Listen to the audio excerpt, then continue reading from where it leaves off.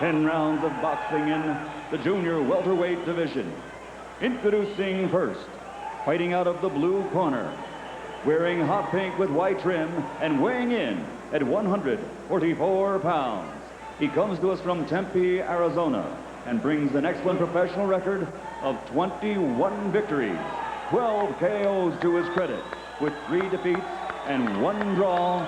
Ladies and gentlemen, introducing the Pink Cat, Scott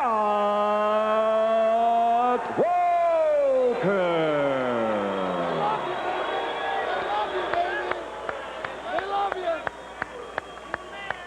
And his opponent across the ring, fighting out of the red corner, wearing blue, trimmed with gold, and weighing in also at 144 pounds. His professional record, a most outstanding one, 96 victories, 78 KOs to his credit, only 1 defeat and 1 draw. Y ahora, damas y caballeros, con Culiacan, Mexico, presenting the 3-time world champion and current WBC junior welterweight champion of the world, Julio Cesar Chavez.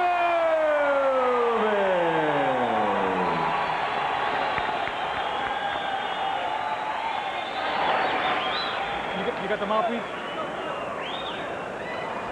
All right, gentlemen, we went over those rules in the dressing room. Ya lo la regla de camerino. I want a good, clean fight. Now listen, these here trunks here, they're very high. Okay, down here, you got 5 inches. All right? So here, these punches are still good. Give me a clean fight, shake hands. It will be interesting to watch Chavez chase down a kid who moves very well and in fact knows how to fight, just doesn't have any real strength. It'll be interesting to see if Chavez can still cut off the ring like he used to, and if he does, that's our man. Walker made no bones about his intention to stay away and create space in the ring. So as George Foreman points out, the onus will be on Chavez to cut off the ring. There was a time in his career when he was the absolute master of that technique, but it takes energy and commitment, George, to do it. Takes a lot of energy, and then a lot of times, just when you think you got him, you leave yourself open because your feet are not where they're supposed to be. So cutting the ring off and being in position is the magic to this. Walker trying to start out with the jab. Can be useful for him in helping to create that space between himself and Chavez. Walker will move to his left and to his right. And even though he's starting here with the jab, as Larry Merchant has pointed out earlier, he's very unorthodox and will occasionally throw a lead left hook. An unusual choice of punches and potentially disastrous against a body puncher like Chavez. But Chavez is awful smart. When you're cutting the ring off, you got to make sure when the guy's going left, he touches the rope. Right, his body touches the rope. You don't want to make him have air in between you. Make sure his body touches the rope each time he goes left and right. Chavez managed only to get off one punch in the first minute of the fight. Get him out of there. Come on. It's going to take him a while to try to bring Walker down off of his toes and make him a stationary target. Body punching, the best way to do it if he can get close. Crowd chanting for Julio.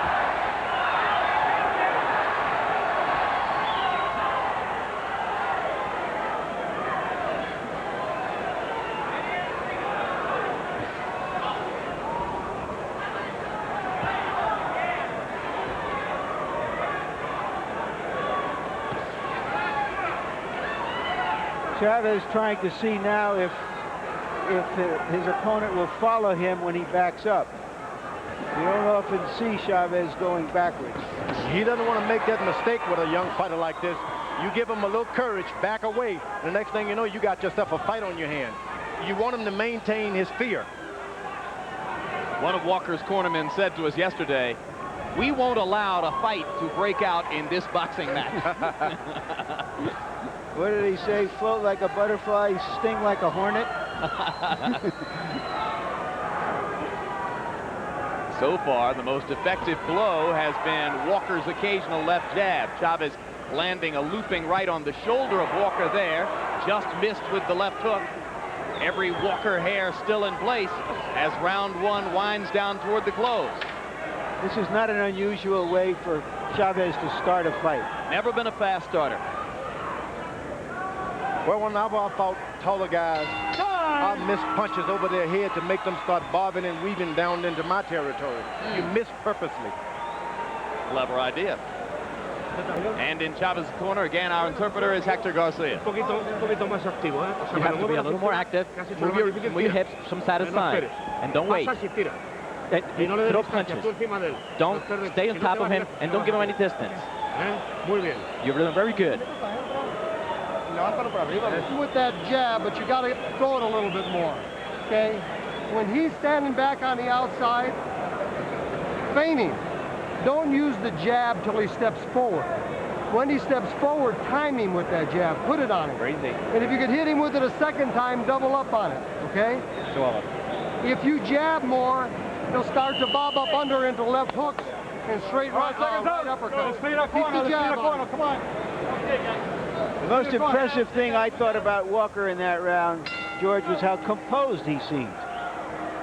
That's a hard thing to be in with a great fighter like Chavez.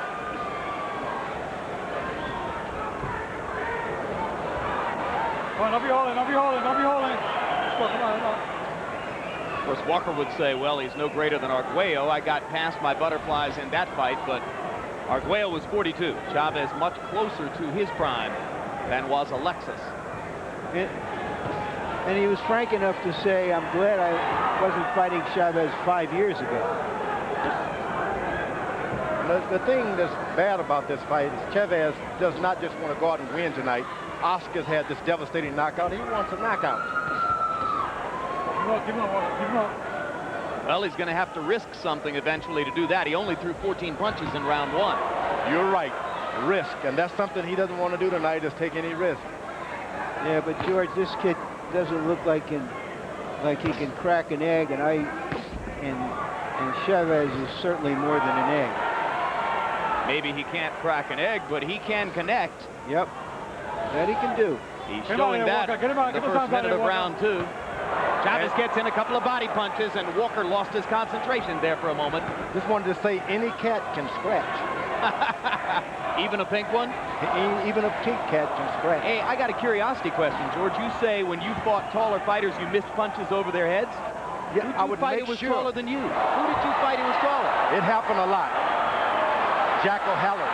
Chavez got to Walker with a body punch, and now Julio trying to finish it up. And Walker wobbles. His legs are gone.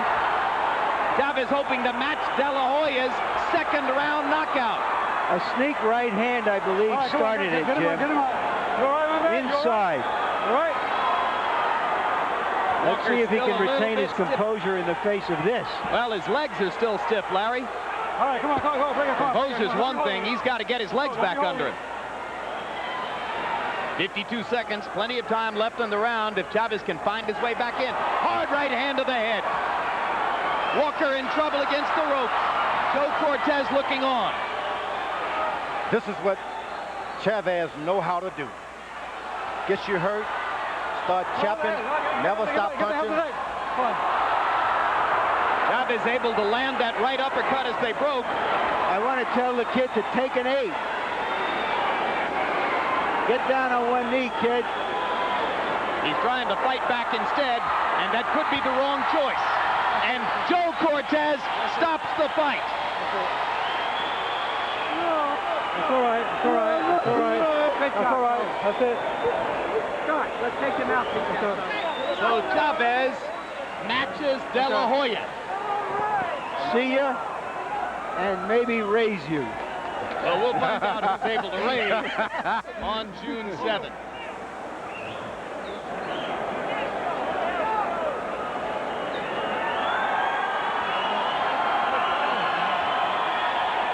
It's not often you get a chance to see two good fighters on one card like that. Two good fighters. Timekeeper hands me a note on Chavez. Scott Walker says this was A poodle versus a pit bull. How you doing, buddy? Good. All right, you come back another day, buddy.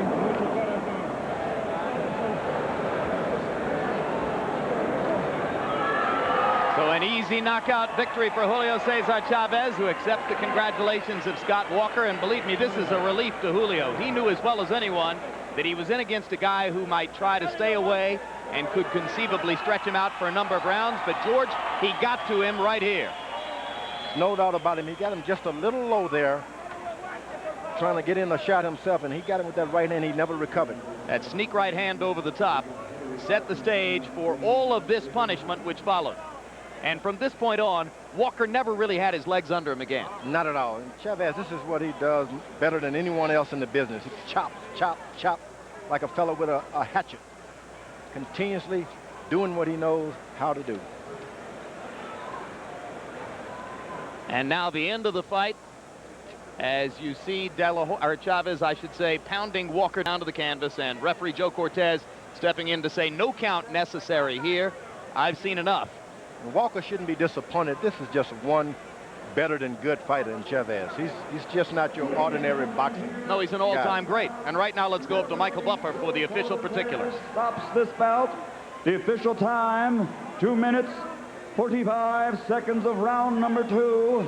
The winner, who now, on June 7th, will get ready to rumble for World War III as he takes on De La Hoya. Ladies and gentlemen, El Gran Campeón Mexicano, still the WBC Junior Welterweight Champion of the World, Julio Cesar Chavez.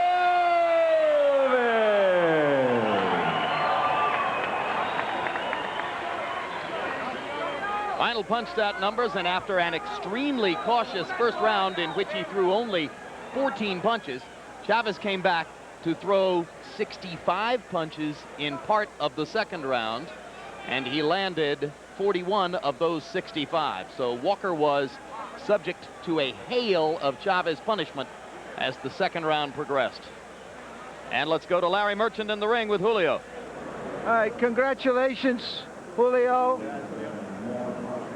Tell us, were you trying to duplicate or beat what De La Hoya did in the first fight? ¿Estabas tratando de duplicar o ganarle lo que hizo De La Hoya en la primera pelea? No, de ninguna manera. Yo salí a hacer mi pelea como lo hago siempre. Bendito sea Dios, el muchacho era muy inexperto para mí. No, I went out to do my fight like I always do, and he's just very good too. Did you see that fight? And if you did, what were your impressions of De La Hoya's fight? Si viste la pelea, ¿cuáles son tus impresiones de Oscar De La Hoya? Como lo he venido repitiendo, un peleador fuerte, rápido, que pega fuerte, pero no es lo mismo ver intenso que Julio Cesar Chavez. Like I always said in the past, he's very fast, and he's very good, and he's very strong. Were you surprised by his body attack? ¿Estabas sorprendido tú por los ataques al cuerpo que él estuvo haciendo? No, de ninguna manera. No, not at all. You think you two guys are going to just stand there and trade body punches when you meet? ¿Tú crees que van a estar los dos ahí parados y intercambiar puños cuando se encuentren? Yo espero que él se pare a cambiar golpes conmigo. Yes, definitely. That's going to be the way it's going to go.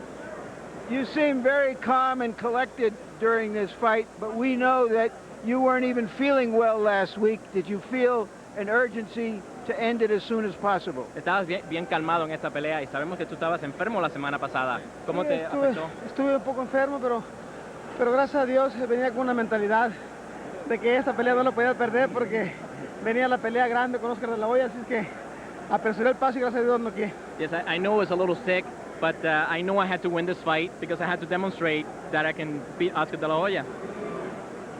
Last week we saw a great veteran fighter, Kennedy McKinney, pull everything together to show how great he had been as a young fighter. Do you feel you can do that for the fight in June? La semana pasada vimos a Kenny McKinney pelear. ¿Tú crees que tú puedes hacer como él hizo? Never.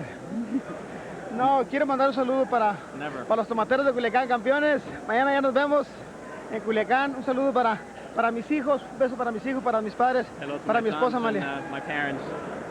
I don't know, did he understand the question? I mean, how hard does he feel he will have to prepare for De La Hoya? Will he be inspired to be the absolute best he can be?